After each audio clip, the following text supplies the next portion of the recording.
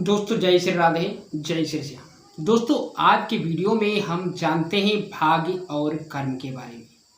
दोस्तों अक्सर करके हमने देखा है कि लोग किसी कार्य को शुरू करते हैं और उस कार्य में अगर असफल हो जाते हैं तो अपने भाग्य का दोष देकर वो चुपचाप बैठ जाते हैं। वो यही कहते हैं कि यह हमारे भाग्य में नहीं लिखा था, यह नुकसान हमारे भाग्य में लिखा था।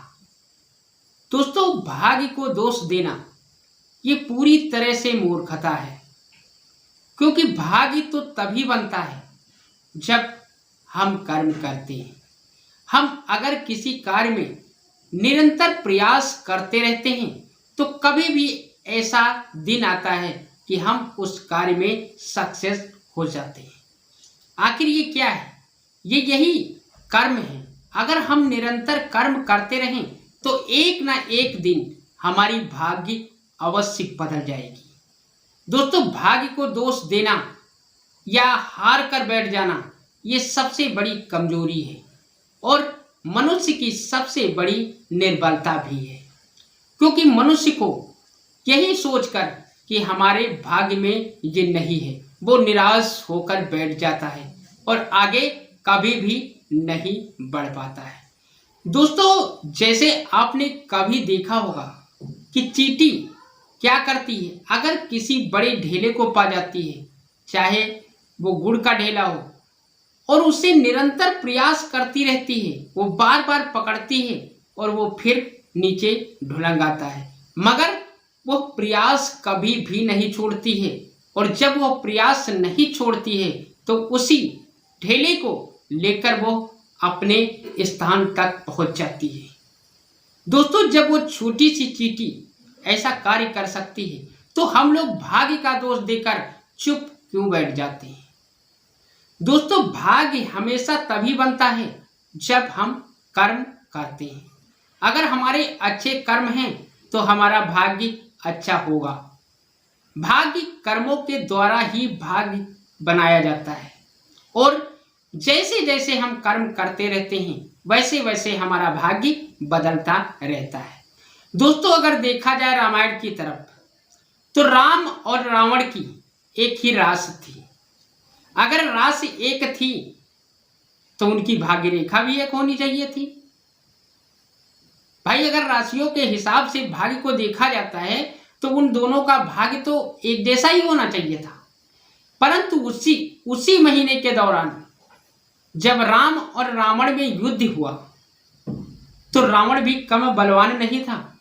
उसने 9 ग्रहों को बंदी बना रखा था, वो भी ताकतवर था, परंतु उसकी हार क्यों हुई, उसकी मृत्यु क्यों हुई, उसकी पराजय क्यों हुई?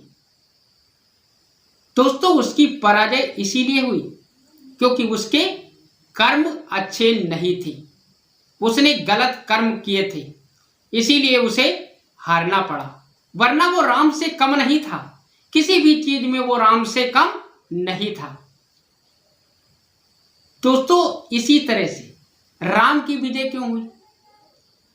राम के पास ना तो इतनी ताकत थी, ना इतनी सेना थी और ना ही इतने अस्त्र शस्त्र थे, परंतु राम की विजय क्यों हुई? दोस्तों राम की विजय इसीलिए हुई क्योंकि राम ने अपने जीवन में कोई भी गलत कर्म नहीं किया था। अब अगर यहां पर भाग्य का दोष दिया जाए कि राम के भाग्य में विजय थी और रावण के भाग्य में मृत्यु, दोस्तों ये सरासर गलत है, क्योंकि जैसे रावण ने कर्म किए थे उसकी सजा उसको वैसी मिली और जैसे कर्म भगवान श्री राम ने किए थे उन्हीं की वजह से उनको विजय की प्राप्ति हुई। दोस्तों हमारा कहने का मतलब यही है कि किसी भी व्यक्ति को भाग्य का दोष देकर चुपचाप बैठ जाना यह मूर्खता कभी भी नहीं करनी चाहिए। उसे निरंतर अपने कर्म करते रहने चाहिए और कोशिश करे कि उसके कर्म अच्छे होने चाहिए। अगर आपके कर्म अच्छे हैं तो आपके भाग्य को बदलने से कोई भी रोक नहीं सकता। एक ना एक दिन आपकी भाग्य जरूर बदल जाएगी, क्योंकि दोस्तों रामायण में लिखा गया है क्या कि कर्म प्रधान भी सुरचि राखा, और जो जैसे करे ही सो तसे फले चाखा। जैसे कर्म होते हैं मनुष्य का भाग वैसा ही बदलता रहता है। तो दोस्तों जीवन में हमेशा अच्छे कर्म करने चाहिए, भाग्य हमारा तभी हमारा साथ देगा। हमें निराश होकर भाग्य का दोष देकर हमें परेशान नहीं होना है, निराश होकर बैठना नहीं है। तो दोस्तों ये था आज का वीडियो, जिस वीडियो में हमने जाना भाग्य और कर्म के बारे में। अगर वीडियो पसंद आई है तो वीडियो को लाइक कर देना, हमारे चैनल को सब्सक्राइब कर लेना, ताकि हमारी आपकी मुलाकात रोजाना यूं ही होती रहे। दोस्तों जय श्री राधे, जय श्री श्याम।